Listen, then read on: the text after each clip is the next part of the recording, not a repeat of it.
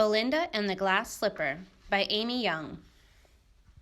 Belinda was nervous. She was about to audition for the Grand Metropolitan Ballet's production of Cinderella. Cinderella audition. The maestro beamed. "Ah, Belinda, I am so glad you are here. Meet our newest dancer, Miss Lola Mudge. I will choose one of you for the role of Cinderella." Lola smiled sweetly at Belinda and said, "I really want this part, and I always get what I want. Plus, I have perfect tiny feet, just right for Cinderella." Belinda had perfect feet too, but they happened to be huge. "Here we go," announced the maestro. The music started. Lola leapt high, but not as high as Belinda. Lola spun fast, but not as fast as Belinda. Lola was graceful, but not as graceful as Belinda, who was as delicate as a snowflake on the wind. "Thank you, girls," said the maestro. "You were both excellent. Belinda, congratulations. You will be Cinderella. Miss Mudge, you will be one of the ladies at the ball." "That's not fair," Lola muttered.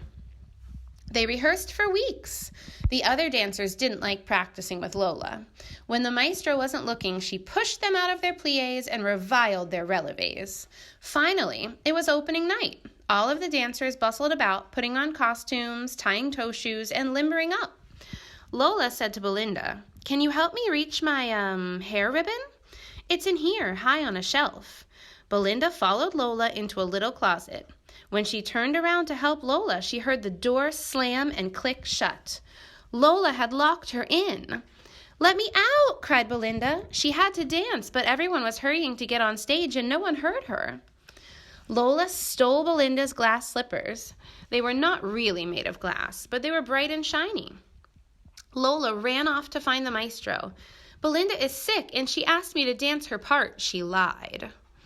"Oh dear, the poor child, but how can you take her place? You will have to wear the glass slippers in the ball scene and they'll be much too big for you," said the maestro.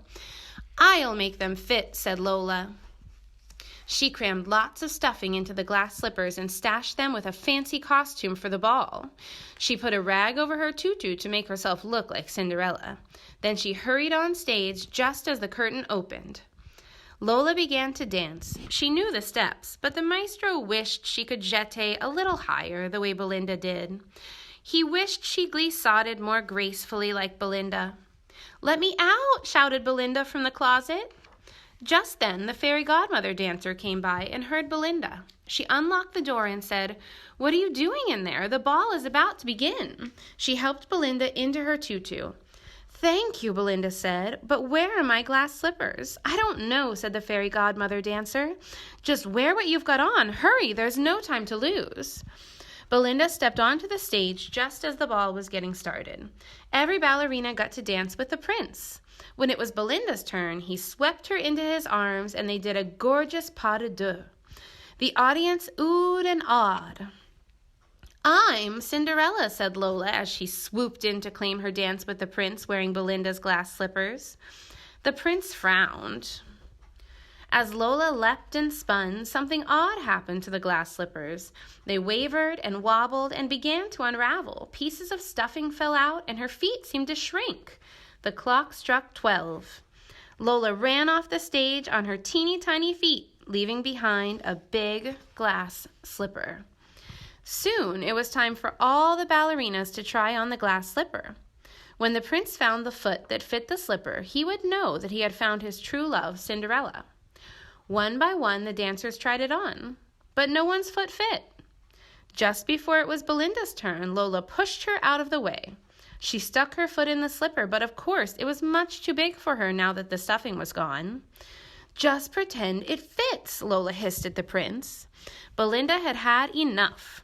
She stepped up and curtsied gracefully before the prince.